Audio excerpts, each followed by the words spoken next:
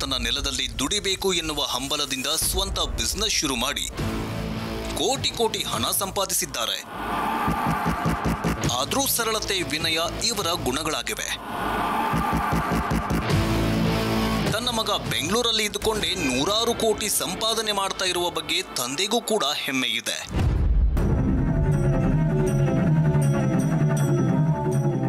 ಜನರು ಈತನನ್ನ ಪ್ರೀತಿಯಿಂದ ಬಾಲ ಎಂದು ಕರೆಯುತ್ತಾರೆ. ಬಾಲ 100 ಕೋಟಿಯ ಒಡೆಯನಾದ್ರೂ ಯಾವ ಹಮ್ಮು ಬಿಮ್ಮು ಇಲ್ಲದೆ ಸಾಮಾನ್ಯನಂತೆ ಜೀವನ ಸಾಗಿಸುತ್ತಿರುವುದು ಸೋಜಿಗವೇ ಸರಿ.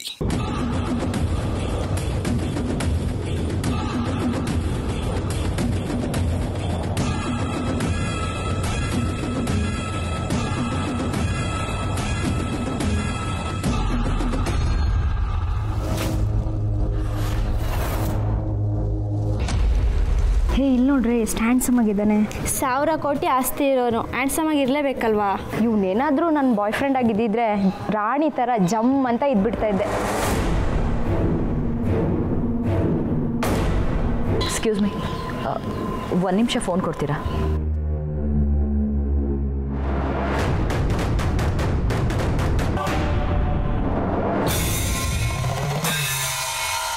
ತನ್ನ ನೆಲದಲ್ಲಿ ದುಡಿಬೇಕು ಎನ್ನುವ ಹಂಬಲದಿಂದ ಸ್ವಂತ ಬಿಸ್ನೆಸ್ ಶುರು ಮಾಡಿ ಕೋಟಿ ಕೋಟಿ ಹಣ ಸಂಪಾದಿಸಿದ್ದಾರೆ. ಆದರೂ ಸರಳತೆ, ವಿನಯ ಇವರ ಗುಣಗಳಾಗಿವೆ.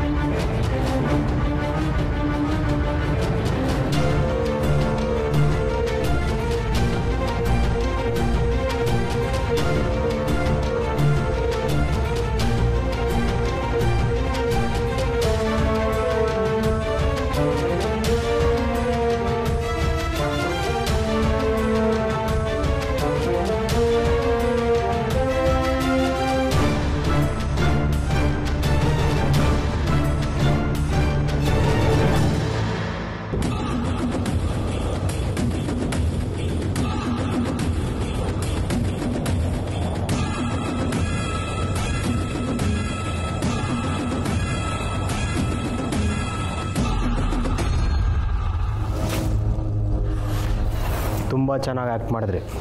ತಗೊಳ್ಳಿ.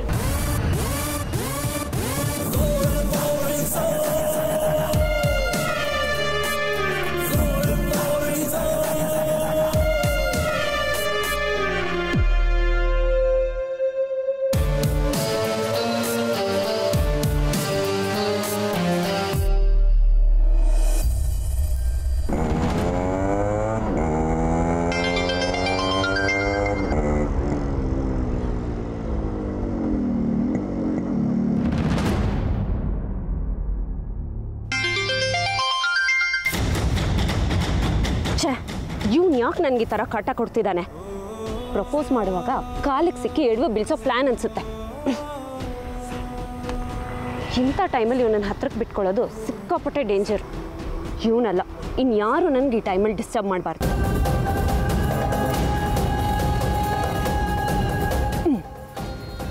ಇದೇ ಒಳ್ಳೆ ಪ್ಲ್ಯಾನ್. ಅಮೂಲ್ ಬೇಬಿ ಮಧ್ಯಾಹ್ನದ ಮೇಲೆ ಸಿಗ್ತೀನಿ ಅಂದಿದ್ದಾನೆ. ಆಗ ಸ್ವಿಚ್ ಆನ್ ಮಾಡಿದ್ರೆ ಆಯಿತು.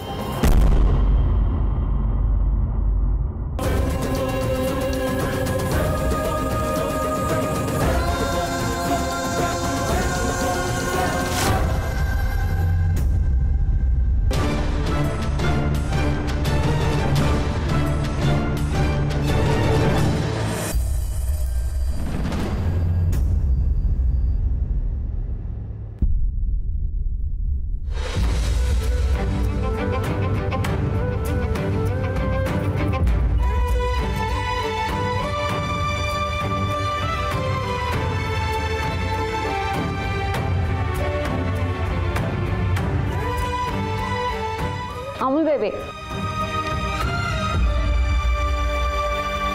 ನೀನು ನನ್ನಿಂದ ಯಾಕೆ ದೂರ ಹೋಗ್ತಿದ್ಯಾ? ನಾನು ನಿನ್ನ ನೋಡಬೇಕು, ನಿನ್ನ ಜೊತೆ ಮಾತಾಡಬೇಕು ಅಂತ ಎಷ್ಟು ಕಾಯ್ತಿರ್ತೀನಿ. ಆದರೆ ನೀನು ನನಗೆ ಸಿಗ್ತಾನೆ ಇಲ್ಲ. ಹೇಳು ಅಮೂಲ್ ಬೇಬಿ, ನೀನು ನನ್ನನ್ನು ಮರೆತು ಬಿಟ್ಯಾ?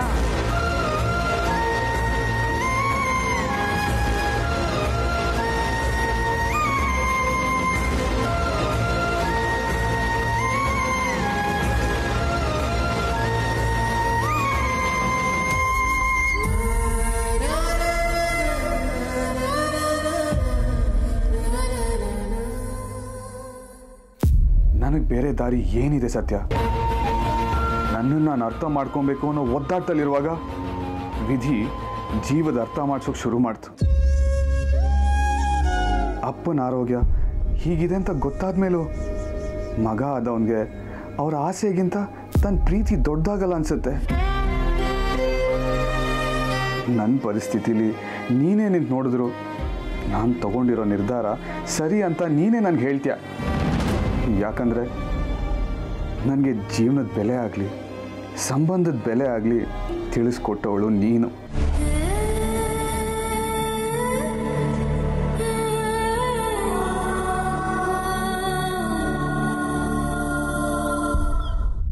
ನಿನ್ನಿಂದ ನಾನು ತುಂಬ ಬದಲಾಗಿದ್ದೀನಿ.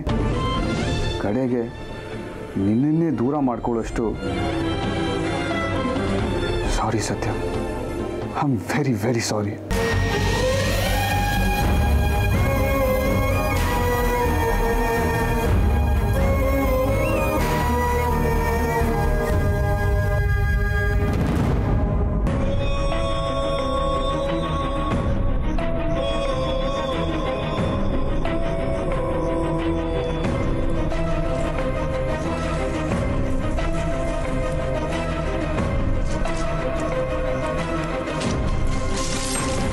ಕಾರ್ತಿಕ್, ಅಪ್ಪ,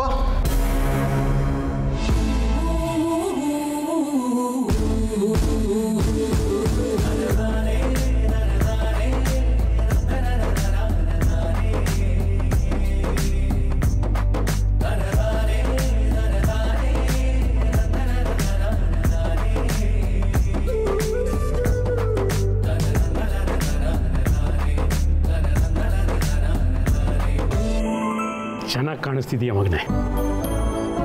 ಮೊನ್ನೆ ಮದುವೆ ಬಗ್ಗೆ ನಾನು ನಿರ್ಧಾರ ತಿಳಿಸ್ತೀನಿ ಅಂತ ಹೇಳಿದಾಗ ನನಗೆ ಯಾಕೋ ಅನುಮಾನ ಶುರುವಾಗಿತ್ತು. ಆದರೆ ನಿನ್ನ ಮುಖದ ಮೇಲೆ ಇರೋ ನಗು ನೋಡಿ ನಿನ್ನ ನಿರ್ಧಾರ ಏನು ಅಂತ ನನಗೆ ಈಗ ಅರ್ಥವಾಯಿತು.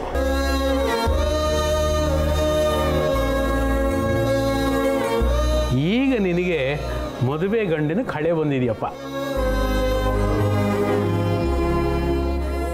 ಮಜಬೂತಾಗಿ ಕಾಣಿಸ್ತಾ ಇದೆಯಾ.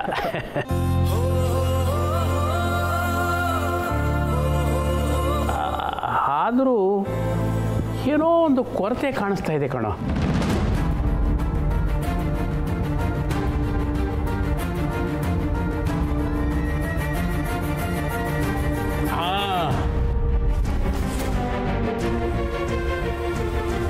ಇದು ಕೊರತೆ ಕಾಣ್ತಿರೋದು.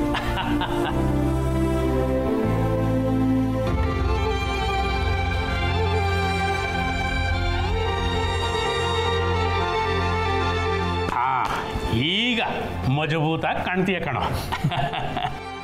ಬೇಗ ಬಂದ್ಬಿಡು, ತಡ ಮಾಡಬೇಡ.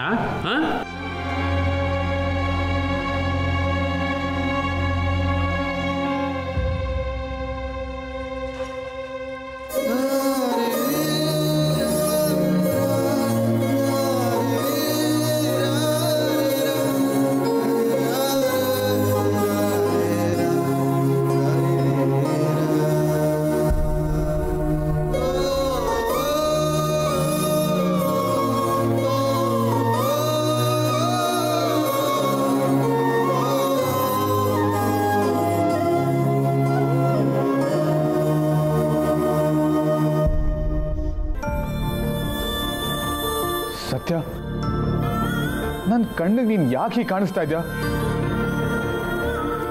ಅಂದರೆ ನನ್ನ ಮನಸ್ಸಿಗೆ ನಿನ್ನ ಮರೆಯೋಕ್ಕಾಗ್ತಾ ಇಲ್ವಾ?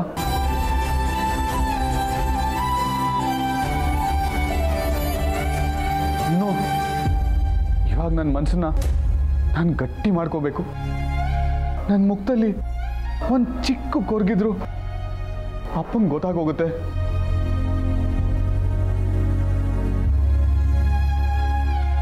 ಹಾಗಾಗಬಾರ್ದು. ನೀ ನನ್ನಿಂದ ದೂರ ಇದ್ಬಿಡು. ನೀ ನನ್ನ ಹತ್ರ ಬರಬೇಡ. ನೀನು ಯಾವುದೇ ಕಾರಣಕ್ಕೂ ನನ್ನ ಜೀವನದಲ್ಲಿ ಕಾಲಿಡಬೇಡ.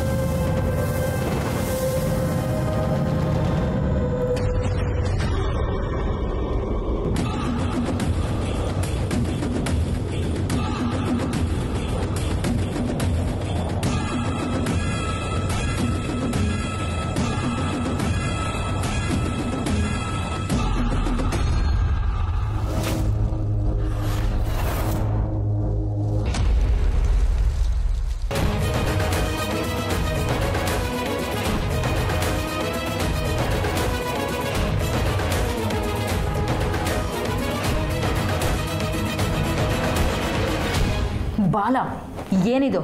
ಪಾನ್ಕ ಮೇಡಮ್. ಅದಲ್ಲ, ಏನಿವಾಗ ಮಾಡ್ತೀರಾ ಕೆಲಸ? ಎಲ್ಲ ನಿನಗೋಸ್ಕರ.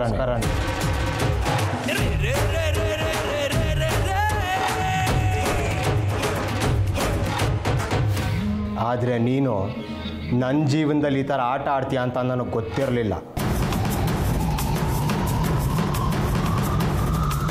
ಆದರೆ ಒಂದಂತೂ ತಿಳ್ಕೊ, ನೀನು ನನ್ನನ್ನು ಜಡ್ಜ್ ಮಾಡೋದ್ರಲ್ಲಿ ಸೋತೋಗ್ಬಿಟ್ಟಿದ್ಯಾ.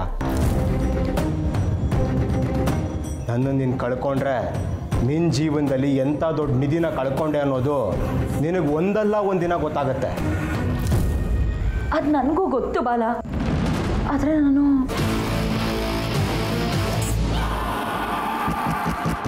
ಸಾಧ್ಯ ಆದರೆ ತಮ್ಮ ಹತ್ರ ಒಂದು ಸ್ವಲ್ಪ ಪ್ರೈವೇಟಾಗಿ ಮಾತಾಡ್ಬೋದಾ? ಬಾಲ, ಇಲ್ಲಿ ಹೇಗೆ ಸಾಧ್ಯ? ಮನೆಯವರೆಲ್ಲರೂ ಇದ್ದಾರೆ. ಅದು ಅಲ್ಲದೆ ಎಂಗೇಜ್ಮೆಂಟ್ ಆಗಿರೋ ಹುಡುಗನ ಮನೆಯವರು ಇಲ್ಲೇ ಇದ್ದಾರೆ.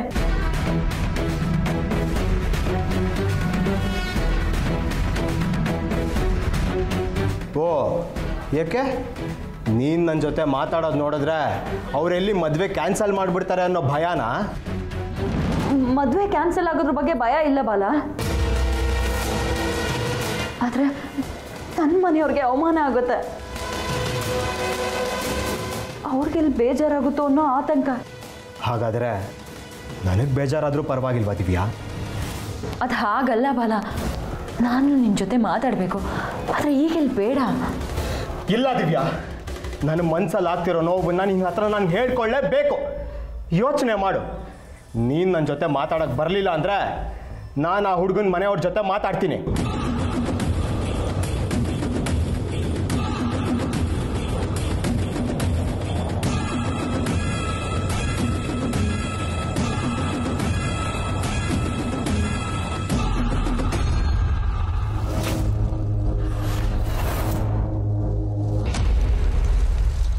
ದಿವ್ಯಾ, ದಿವ್ಯಾ,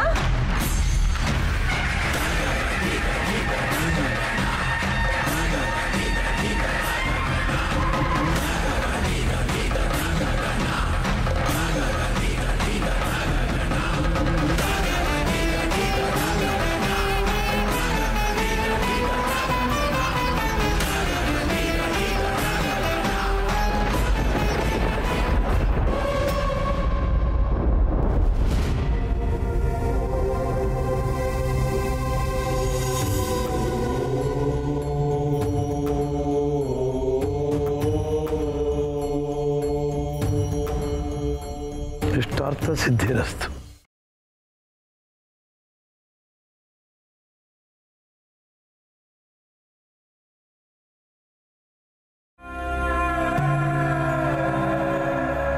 ಗುರುಗಳೇ, ನೀವು ಇಲ್ಲಿ ನಿಮ್ಮನ್ನು ನೋಡಿ ತುಂಬ ಖುಷಿ ಆಗ್ತಿದೆ ಗುರುಗಳೇ. ದೇವರು ನಮ್ಮ ಜೊತೆ ಯಾವತ್ತೂ ಮಾತಾಡಲ್ವಂತೆ, ಆದರೆ ಅವನ ರೂಪನ ಹಿಂದೆ ಮುಂದೆನೇ ಇಟ್ಟಿರ್ತಾನಂತೆ.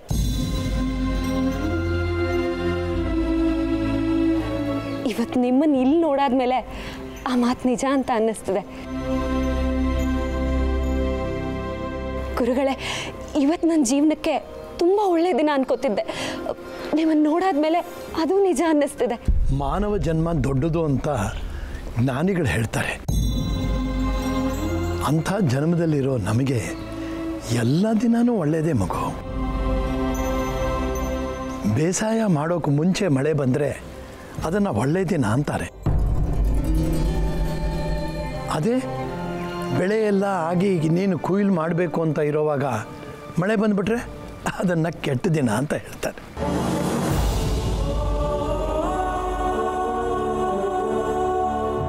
ಅದೇ ರೀತಿ ಭಗವಂತ ಹಣೆಯಲ್ಲಿ ಬರೆದಿಟ್ಟ ಹಾಗೆ ಜೀವನ ನಡೀತಾ ಹೋಗುತ್ತೆ.